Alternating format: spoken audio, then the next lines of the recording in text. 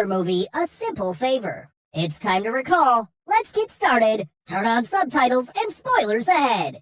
Make sure to give this video a thumbs up and subscribe for more videos like these. The film starts with Stephanie Smothers making a video for her mom vlog. Before she begins her recipe, she updates viewers on an ongoing case involving Stephanie's best friend Emily Nelson, who's been missing for the last 5 days. Stephanie appears to start crying before composing herself to give new viewers a recap on what has happened. Stephanie admits that she has not known Emily that long and met her at their son's kindergarten recently. Stephanie is always volunteering and contributing to Miles's class, to the point where some other parents like Darren, Sona, and Stacy think Stephanie is making them look bad. The other parents discuss their jealousy over Emily, who works in New York City for a major fashion brand as a public relations manager. After school, Miles wants to have a play date with his friend Nikki, Emily's son. Stephanie first meets the sophisticated Emily when she goes to pick Nikki up, and, at the boys' pestering, Emily agrees to the playdate and invites Stephanie to come over for drinks. Stephanie arrives at Emily's stylish home. She is stunned to see a graphic nude painting of Emily hanging on a wall. Stephanie explains that she is a widow and alone after her husband and brother were killed in a car accident. Emily's husband, English professor and one-time author Sean Townsend, arrives home and meets Stephanie while he and Emily kiss passionately.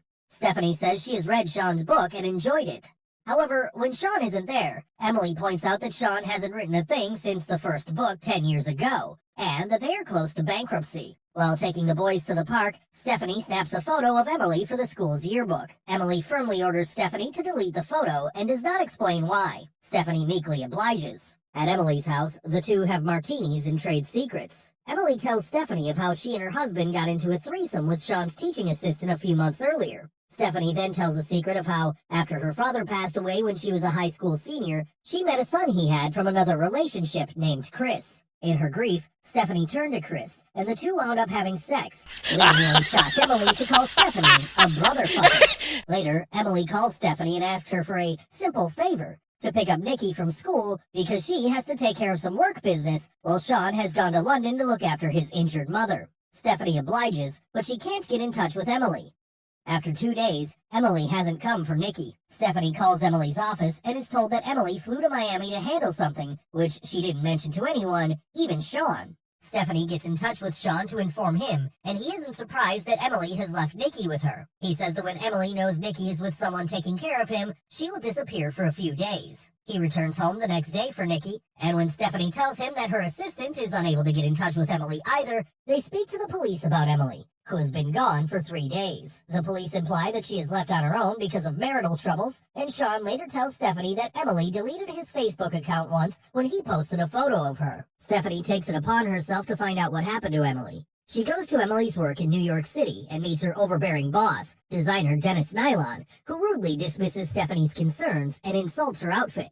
Stephanie sneaks into Emily's office and finds a black and white photocopy of an unflattering photo of Emily with "Gotta have faith" written on it. Stephanie is spotted on her way out of the office, and Dennis threatens her, but Stephanie remembers hearing Emily speaking brashly to Dennis, and Stephanie hits back with some sass of her own to get Dennis to back off. Stephanie then uses the photo of Emily to make missing flyers. Detective Somerville later visits Sean to inform him that Emily was not on any flights to Miami, but that she rented a car from LaGuardia Airport the day she disappeared. Stephanie wraps up her original video posted after Emily had been missing for 5 days, updating her viewers with details about Emily's rental car. After a few days of Emily being gone, Stephanie's viewership has increased, and one of Stephanie's vlog viewers sends her a message stating that she may have spotted Emily driving in Michigan. Authorities go by a lake where the car was spotted, and sure enough, they fish the car out of the lake, as well as Emily's body. Sean is called in to identify the body, and he breaks down. A funeral is held for Emily.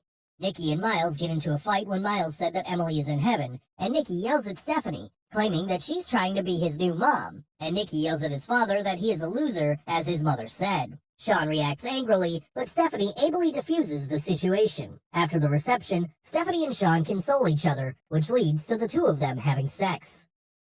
Stephanie speaks with Detective Somerville and is in disbelief when told that Emily's autopsy showed that she not only had severe liver damage from alcohol abuse, but heroin in her body and track marks on her arms between her toes from injecting heroin. She informs him that the couple fought about money like most married people do. Detective Somerville also tells her that Sean took out a $4 million life insurance policy on Emily right before she died. Stephanie insists that they are looking in the wrong direction by investigating Sean, and that Dennis Nylon is way more suspicious. The detective explains that Nylon contacted them, telling them that Stephanie had more information than she was revealing. Stephanie goes by the college where Sean works and sees him getting very friendly with his attractive young teaching assistant. At dinner, Nikki insists that he saw his mom that day at school, and when told by Sean that he merely thinks he saw her, Nikki retorts that she spoke to him and told him to say hi to Stephanie. Growing suspicious, she asks Sean about the life insurance, which Sean said was Emily's idea after learning that Stephanie lives off her husband's insurance, so they were thinking about Nikki in case something happened to either of them. He also tells Stephanie a story about the ring that was found on Emily's finger.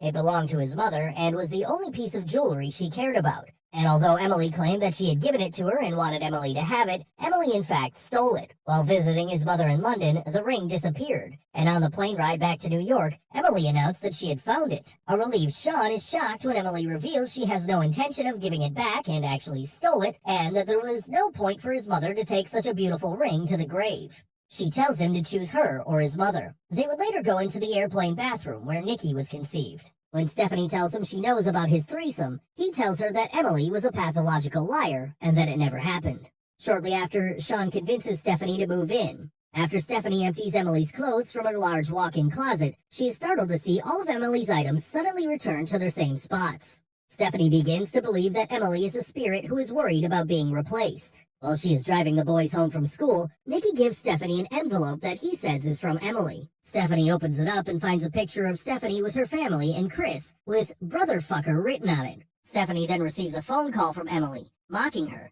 and tells her to kiss Sean 4 million times for her. Stephanie thinks back to telling Emily about the day her husband Davis and her brother Chris were killed. Davis confronted her on her close relationship with Chris and his affection towards Miles, and demanding to know whether Miles was his son or Chris's. She tells him that he is talking crazy, but does not answer the question. The two men then drive off in Davis's Camaro for a man-to-man talk, only to be killed. When Stephanie tearfully recounts her guilt, she and Emily end up kissing. Stephanie continues to dig into Emily's history. She takes the nude portrait of her, which she had said was painted by a former lover, and sees from the signature that it was painted by a woman. She tracks down the artist, Diana Hyland, who claims that she was once in a romantic relationship with Emily, but her name was really Claudia. Diana was on the verge of a burgeoning career and starting to sell her work before she fell in love with her. She began painting portraits of Emily only, and it ruined her career. Diana says Emily was a con artist who scammed her out of money after Diana paid off her student loans and college debts, and then she disappeared completely. Diana then gives Stephanie the one thing Emily left, which is a t-shirt for a Bible camp called Squaw Lake in Michigan. She warns her not to investigate Emily's past. Stephanie visits the camp and gets old books with pictures from past campers. In the book from 1996, she finds many pictures of twins Hope and Faith McLandon. After contacting numerous people with the name McLandon, Stephanie manages to find Hope and Faith's mother, Margaret. Stephanie disguises herself as a cleaner and then sits down to ask Margaret about her daughters. She describes the two of them as being trouble, especially Faith. Stephanie shows Margaret the picture she found at Emily's office and confirms that the woman in the photo is Faith. It turns out that when Hope and Faith were 16, they burned down the east wing of their home with their father inside, and the two vanished without a trace. Now that she's onto something, Stephanie makes a vlog calling out to Emily, forcing her to reveal herself as being alive. She updates her viewers about how, to get closure, she went to Michigan to find out all about Emily's life, sharing photos from the Bible camp. She says the photos helped her feel as close as a twin to Emily before closing with a message to Emily, telling her that she's gotta have faith wherever she is. Stephanie then brings in an insurance lawyer, who tells Sean that since it was discovered that Emily had a twin, the insurance company is hesitant to pay the full amount, especially since it is a large amount of money. Emily meets a shocked Sean at the restaurant they always go to on their anniversary. Emily expresses her disdain that Sean had sex with Stephanie in their home and appears to threaten Sean with a gun, only to pull the trigger and reveal the gun wasn't loaded. Emily meets Stephanie in the cemetery by her own grave. Emily tells Stephanie her side of the story, although a flashback reveals that what Emily is saying isn't the truth. Emily, who is really Hope, and her twin sister Faith, burned the east wing of their house with their father inside because he was abusive. She notes that she was actually a triplet, but their sister Charity was stillborn. After the fire, they ran away from home and planned to meet up elsewhere, but Faith never showed up. After 16 years, Faith contacted Emily to meet up at the camp, where Emily found that Faith has become a heroin addict. Faith tried to blackmail Emily, and Emily drowned her in the lake and used her body to be found so that Sean and Nikki can get the life insurance money since they were broke. Back in the present, despite Emily stating that Faith's death was a suicide, Stephanie knows it was murder. Emily plays a recording of her conversation with Sean in the restaurant, where he says that Stephanie meant nothing to him, and that he thought of Emily during sex. Emily steals a wrench and tosses it into the air so that it hits her in the eye. She walks into a police station to make it look like Sean beat her and forced her to fake her death as part of a scheme to frame Sean for insurance fraud. Sean is investigated and later taken into custody, but released on bail. Stephanie then plans with Sean to get Emily to confess to the murders of her father and sister. Stephanie comes in with a gun and pretends to shoot Sean, but Emily already knew of everything and cut the mics that the police planted. She takes out her own gun and shoots Sean in the shoulder for real, while also confessing to the murders. Stephanie then reveals that she has a hidden camera on her blouse, and that her viewers have all seen Emily's confession. Emily attempts to escape as Stephanie goes after her. Emily draws her gun on Stephanie, but she gets slammed by a car driven by Darren. Moments later, the police arrive to arrest Emily. 6 months later, Stephanie's vlog has hit 1 million viewers. She continues to provide recipes and home remedies, and is now investigating cold cases. Ending text states that Stephanie's vlog continues to bring in viewers, while she has also started a detective agency and has helped the police solve at least 30 cases. Sean has written another successful book and has gotten a job working at another university, and he still lives with Nikki. Emily was sentenced to 20 years in prison, but she has adjusted to prison life nicely, as she is seen playing basketball with her fellow inmates. Thanks for watching. Please like, subscribe, and click the bell icon to get new movie recaps.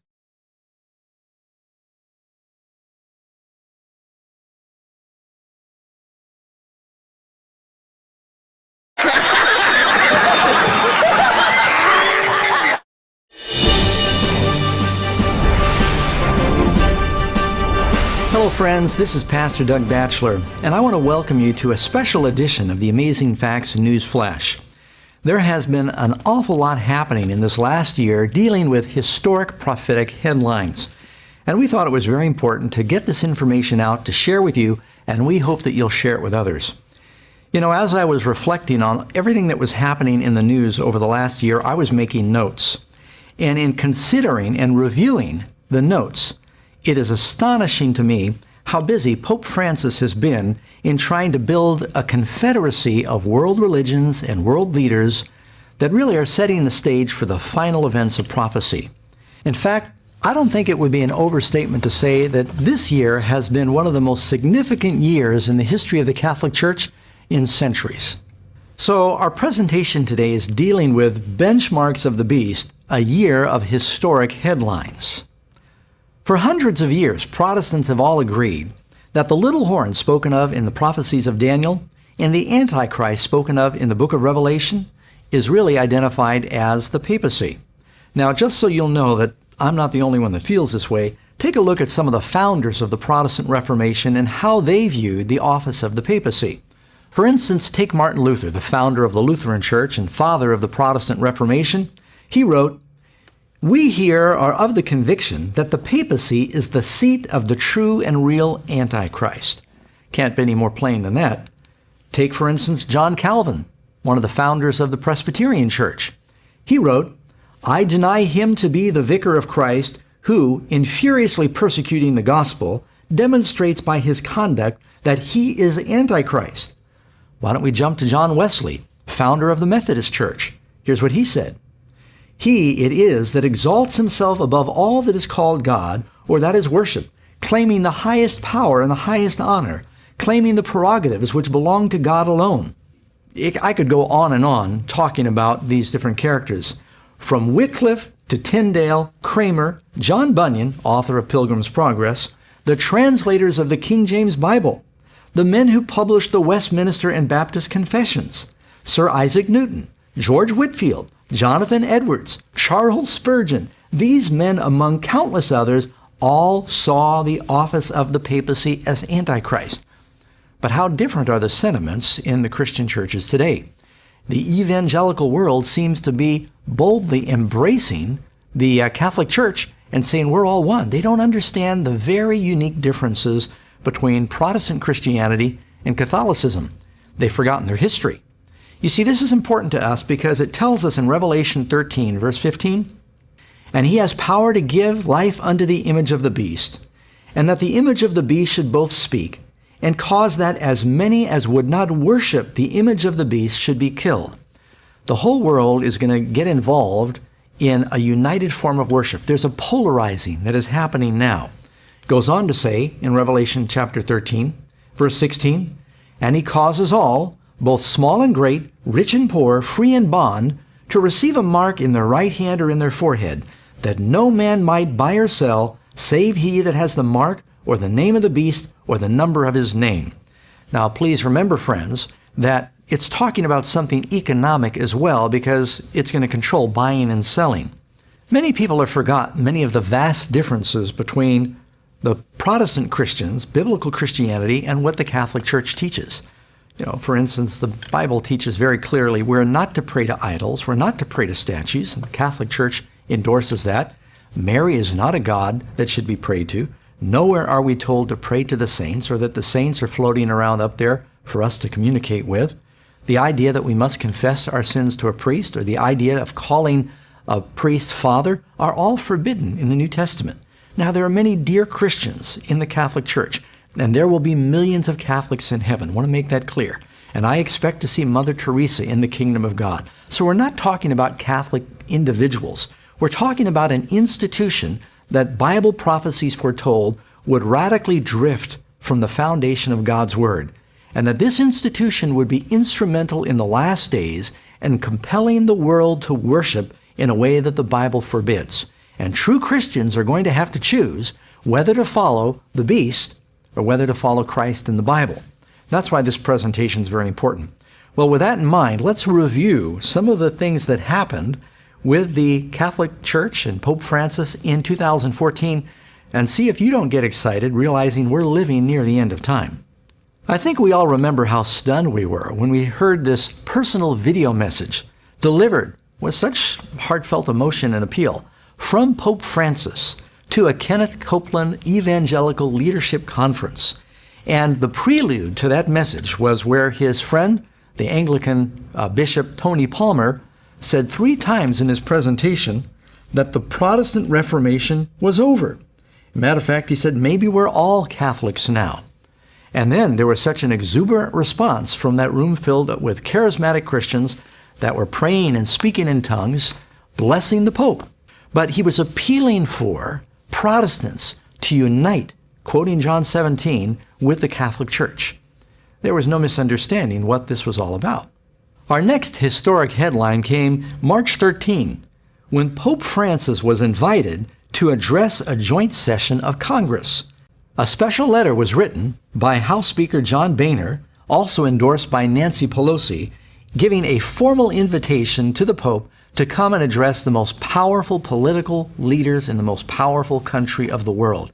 It's extremely significant when the Pope receives an official invitation to address the joint sessions of Congress. It's generally accepted that this event is going to be happening sometime in September 2015 when the Pope makes a special trip to Philadelphia. Another historic headline took place March 27, when the President of the United States, Barack Obama, went to visit Pope Francis at the Vatican. And they spoke together privately for an hour. During that time, the Pope gave the President a medallion symbolizing the need of peace and solidarity between the two hemispheres. And the President gave the Pope a seed box where the wood of the box was made from the first Catholic cathedral in North America. This reminds me of those scriptures that say that the U.S. is going to be that second beast that will make an image to the first beast that had the deadly wound that was healed. The next news flash and historic headline was when the Pope announced that he would be canonizing 2 former popes. It said in the newspaper copy, "In a brilliant PR move, Pope Francis made history again during this event in Vatican City, elevating to sainthood Pope John the 23rd and Pope John Paul II, 2 of his most famous papal predecessors." Many Catholic analysts believe that this was done partly to unify the world's 1 billion Roman Catholics that have been somewhat fragmented. Following the service, Pope Francis gently embraced the former Pope Benedict XVI, who also attended the occasion. 2 living popes there honoring 2 dead ones. Even more importantly, this act is seen as an effort to greatly elevate the status of Pope Francis, who evidently has enough power to declare the other popes saints. What does it mean when a living pope has enough clout and authority to declare dead popes saints that can be prayed to? This event was seen as something that would greatly exalt and elevate the status and power of Pope Francis. This epic spectacle that was attended by thousands of bishops and priests was beamed by satellite all around the world. You know, friends, the Bible is very clear. We don't need to pray to dead popes in order to get God's attention. We can go directly through Jesus. Paul said in 1 Timothy chapter 2, verse 5, "For there is one God and one mediator between God and men, the man Christ Jesus." But wait, friends, there's more. Now for another important headline. May 9th. The Pope advises the United Nations on economics, calling for legitimate redistribution of wealth to the poor. Here you have the Pope. He's a church leader, and he is meeting at the Vatican with the leader of the United Nations, giving the United Nations economic mandates. Oh, friendly advice, I should say. It says here, Vatican City, AP, Pope Francis called Friday for governments to redistribute wealth to the poor in a new spirit of generosity, to help curb the economy of exclusion that's taking hold today. Regarding the global economical and political organization, there is still a lot to do. An important part of humanity continues being excluded from the benefits of progress and, in fact, set aside as second-class human beings. The future Sustainable Development Goals should be formulated and executed with magnanimity and courage for them to reach and have an impact on the structural causes of poverty and hunger. Francis made the appeal during a speech to UN Secretary General Ban Ki-moon and the heads of major UN agencies who are meeting in Rome this week. Latin America's first pope has frequently lashed out at the injustice of capitalism on the global economic systems that exclude so much of humanity. On Friday, Francis called for the United Nations to promote a worldwide ethical mobilization of solidarity with the poor in a new spirit of generosity. All of this may seem to be just very innocuous and fine, but what gets my attention is look at the power of the Pope, that the leaders of the United Nations are in the Vatican and the Pope is talking about economic policy. Doesn't Revelation tell us that the time is coming when this beast power is going to declare who can buy and sell? It's all leading in that direction, friends. Another headline. On May 25, Pope Francis made his first visit to the Holy Land, and he called for peace. Il principe della pace. Desidero rivolgere un invito a lei, signor Presidente Mahmoud Abbas, e al signor Presidente Shimon Peres, ad elevare insieme con me una intensa preghiera, invocando da Dio il dono della pace. Offro la mia casa in Vaticano per ospitare questo incontro di preghiera. This was the first time Pope Francis made a visit to the most important holy sites for Jews, Muslims, Protestants, and Catholics. This represents a very significant photo op for the leader of the Catholic Church, showing that here he is, hugging and embracing Jews and Muslims and Protestants all on this holy site. You know, this reminds me of that verse in 2 Thessalonians 2, verse 3 and 4. And the man of sin is revealed, the son of perdition, who opposes and exalts himself above all that is called God or is worshipped, so that he as God sits in the temple of God, showing himself that he is God. You know, friends, it wasn't a mistake speaking to the general evangelical Christians that are waiting for the temple to be rebuilt and that are campaigning for the freedom of Israel, that the Pope would go to that location to show that he can pull together the world's religions. Reminds me of that passage there in Thessalonians that talks about he sits in the temple of God showing himself that he is God in the context of a religious leader.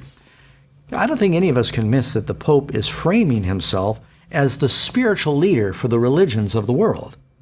You can see this is a picture that really says it all, friends. Here you have the Pope standing by the Wailing Wall, this holy site, and he's flanked by Muslims, Orthodox, and regular Jews. Let's not misunderstand the significance of what happens when the Pope comes to the convergent point of the religions of the world, the Middle East, and he embraces the Muslims and the Jews and the Christians and places himself in the middle of it all. Our next historic headline took place June 1st, when the Pope attended a charismatic convocation for the first time. It says it right here in the copy. Pope Francis speaks to almost 53,000 charismatics gathered in the Olympic Stadium in Rome for the 37th National Convention for the Renewal of the Spirit Conference. As the Pope knelt there right on the ground, they all prayed over the Pope in tongues, reminding us of that other video we saw when Kenneth Copeland in the leadership conference, they all prayed in tongues over the Pope. Almost seems like the Pope now that the Catholic Church is endorsing this doctrine of speaking in tongues. In fact, it said here in the newspaper report that during the event, the Pope acknowledged he had once been uncomfortable with the charismatic movement, but he said he is evidently feeling much better now.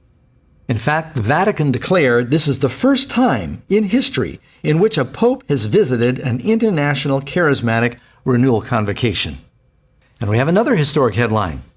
Joel Osteen observed Francis in action when the Pope met with those 53,000 charismatic Roman Catholics during the worship service at Rome's Olympic Stadium. Friends, this I thought was something. When Joel Osteen said Friday, it was a great honor to represent the pastors of America in meeting with the pontiff, who he described as a warm and personable person full of joy. And he represents a church, one of the largest Protestant churches in North America, but he doesn't represent me, and he doesn't represent a lot of other Protestant pastors in North America. What do you make of it? I think the Pope is fantastic.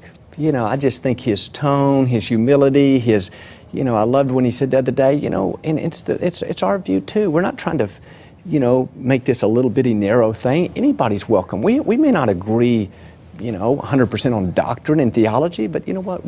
The church, Catholic Church, our church, it's open for everybody. So I like his tone. I think those are some fascinating comments from Pastor Osteen, who's such a widely respected figure in North America. Pope Francis invited these Protestant leaders to the Vatican, including members of the Latter-day Saints, to discuss the question, can we find common ground in order to advance the life and ministry of Jesus so people can experience the joy of the Christian faith? All sounds so beautiful, friends, but it's all leading towards a dangerous kind of unity. The next historic headline took place on June 8th, when the Pope inserts himself in the Middle East peace process. Of course, earlier this year, there was terrible war going on between Palestine and Israel, bombs flying back and forth. And so it was very important that there were peace talks. And during the Pope's first visit to the Middle East, that's when he talked to the president of Palestine and the president of Israel, Shimon Peres. He invited them to the Vatican, where he said, come to our headquarters. We'll pray for peace there. We'll talk about peace there. Another thing I thought was very interesting is during this meeting in the Vatican, for the first time, the Quran was read and Muslim prayers were offered here in their holiest place. And it's amazing. You'll see later in the presentation how the Pope is being turned to negotiate peace. These peace talks remind me of a passage in the Bible where Paul says in 1 Thessalonians chapter 5, verses 1 through 4, he's talking about the second coming. But concerning the times and the seasons, brethren, you have no need that I should write to you, for you yourselves know perfectly that the day of the Lord will so come as a thief in the night. For when they say peace and safety, then sudden destruction will come upon them as labor pains upon a pregnant woman, and they shall not escape. Our next headline took place July 7th, when it tells us the Pope met with U.S. televangelists. You can read from the actual article where it says, two prominent Texas-based ministries with Tony Palmer led a delegation of evangelical Christian leaders to Rome to meet privately with Pope Francis. James and Betty Robeson, co-hosts of Life Today television program, and Kenneth Copeland, host of Believer's Voice of Victory, met the Roman Pontiff at the Vatican on Thursday. The meeting lasted almost 3 hours and included a private luncheon where they proposed, listen to this friends, signing on the 500th anniversary of Martin Luther's 95 Thesis in 2017, a joint declaration of faith and unity for mission. Wow! Here you've got leaders of the Protestant Church going to the Vatican, meeting with the Pope in a private 3-hour meeting and saying, we need to sign a declaration of unity in mission on the anniversary of Martin Luther's protest, no less. I read in one article that the combined viewers of these televangelists that came to the Vatican, they represent 800 million people. Our next headline took place July 22nd. A lot happened in July. The Pope picks a council to promote global Christian unity. There you have it, friends. That's a slam dunk headline. If you're wondering what the intentions of the Pope are, he wants this Christian unity. He wants to have all the religions of the world, as well as the Christians of the world, to unite and recognize the Pope as the central figure, the leader. And he's achieving his goal. This was a very significant event that escaped most headlines when Pope Francis named an international list of 8 individuals to serve on an elite council to promote Christian unity worldwide. The search for full Christian unity remains a priority for the Catholic Church, and it is one of the Pope's principal daily concerns. That was the message that Pope Francis shared on Thursday with members of the Pontifical Council of Promoting Christian Unity, who are taking part in a plenary session in the Vatican this week. That document marked the start of a new era in the Catholic Church's relations with Christians of all different denominations. Some of you remember those passages in the Bible that talk about the healing of the wound? Notice the wording of this statement. Earlier hostility and indifference that caused such deep wounds between Christians, the Pope said, has given way to a process of healing that allows us to welcome others as brothers and sisters united in our common baptism. Another headline I thought should include, perhaps not historic, but significant nonetheless, August 22nd. The Pope approves the use of military force. Here's how that was reported. During a news conference aboard a plane on his way home from Seoul, Korea, on Monday, Francis was asked explicitly, "Do you approve of the Americans' bombing?" Talking about the bombing of ISIS. Pope Francis responded, "Che è lecito fermare l'aggressore ingiusto." Now, this was not really a new position for the Pope. The Vatican, of course, has launched many crusades and endorsed a lot of military action throughout history.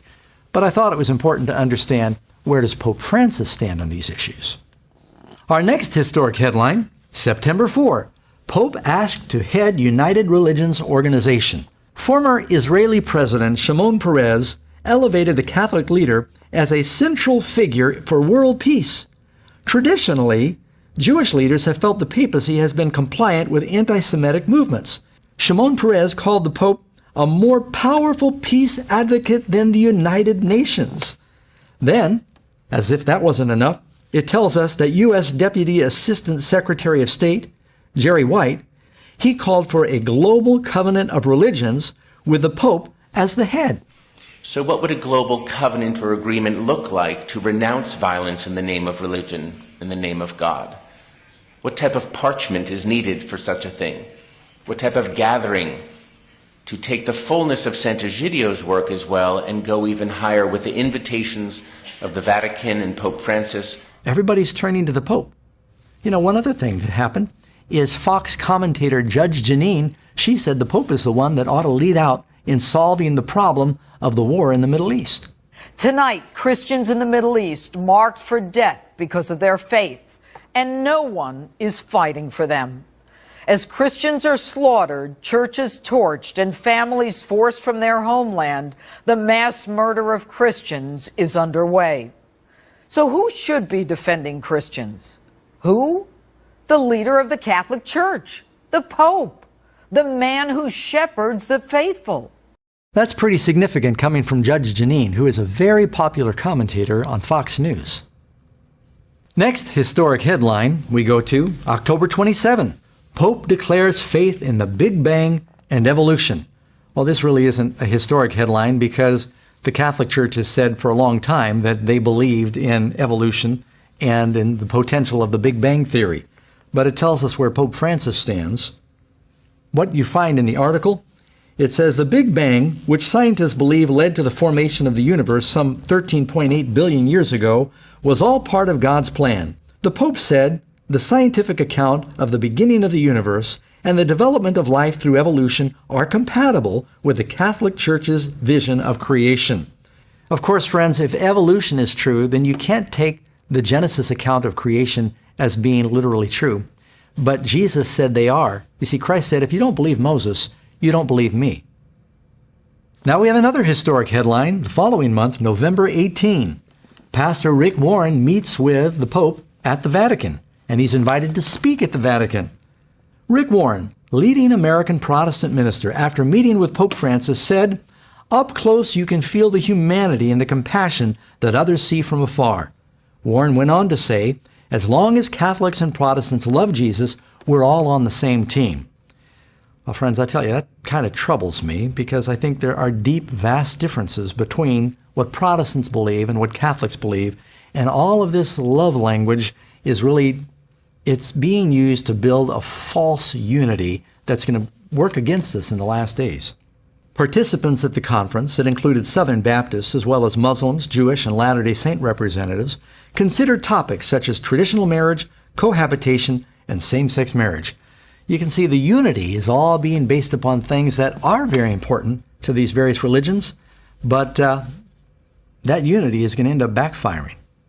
I think everybody recognizes that Rick Warren, who is probably one of the most influential American authors and pastors, for him to go and represent evangelicals of North America speaks volumes. Why did you want to be part of this Vatican meeting, this international colloquy on marriage? Why did you consider it important that you be there and offer a message? Well, when the Pope invites you, you go. Rick Warren goes on to say, as long as Catholics and Protestants love Jesus, we're really all just on the same team. On to the next historic headline. Newsflash, November 30. Pope calls for all Christians to unite. Well, he's not beating around the bush. He's inviting Christians everywhere to unite. And listen to this. Speaking from Istanbul, Turkey, Pope Francis, joined by Patriarch Bartholomew, the spiritual leader of 250 million Orthodox Christians, he's encouraging all the faithful to join them in praying that all may be one, that the world may believe. The two leaders also signed a document declaring the same. In addition, the Pope and the Patriarch also called on the world to foster solidarity and greater dialogue with Islam that is based on friendship and respect. Have you ever wondered how the Islamic religion was going to fit into the final scenario of the book of Revelation? Well, they're all pushing for a love one another unity here.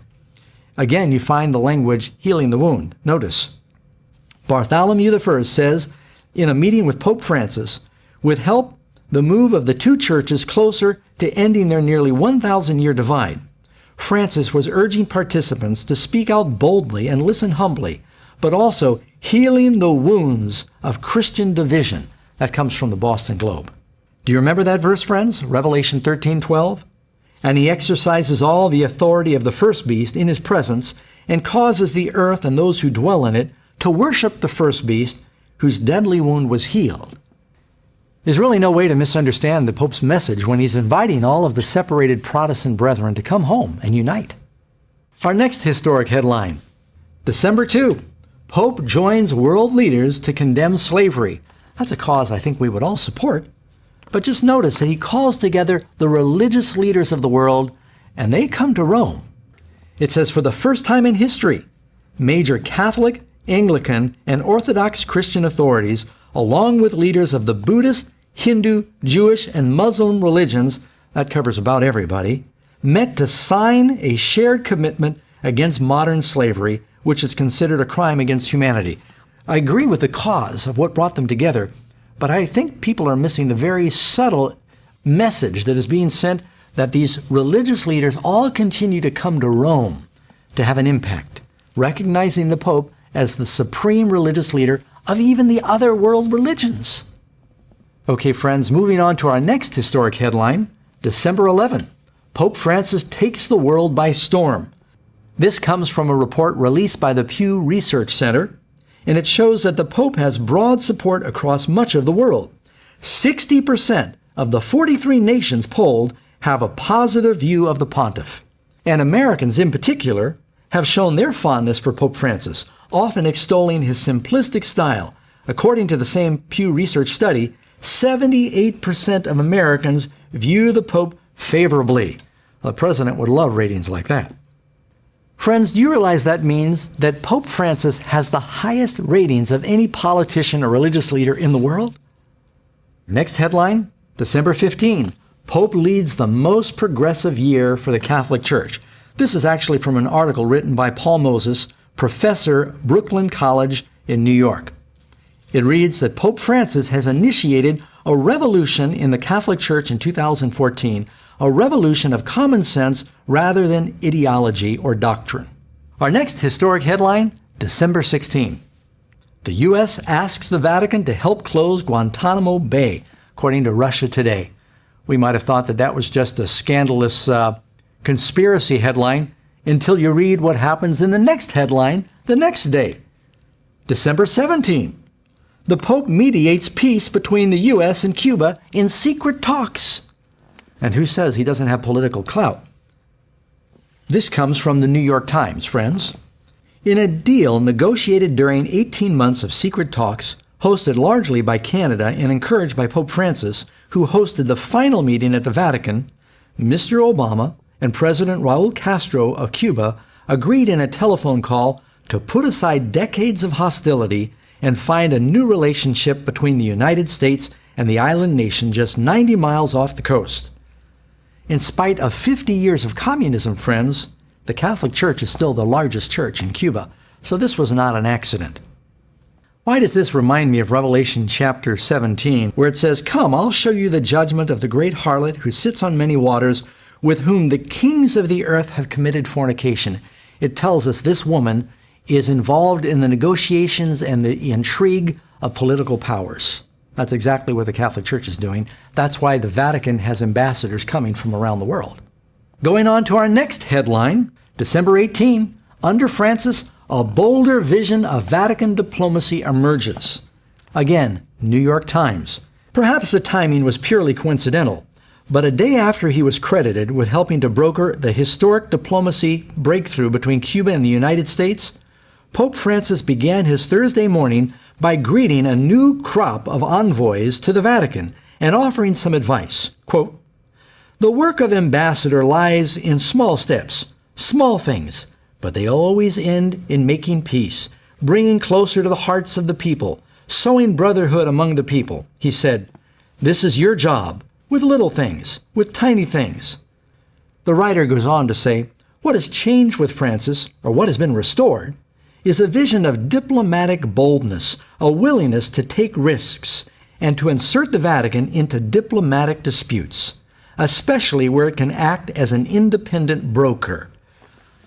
Right there, they admit that the Vatican is an international broker in diplomacy between nations.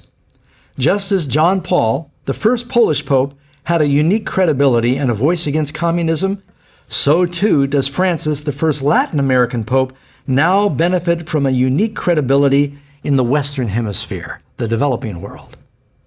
Friends, we've just been considering a few things that are seen in the headlines. God only knows what's really happening behind the curtain right now.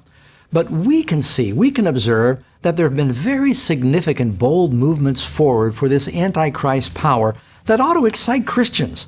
Now, I don't say these things to cause unnecessary sensation. I just really believe that prophecy's true.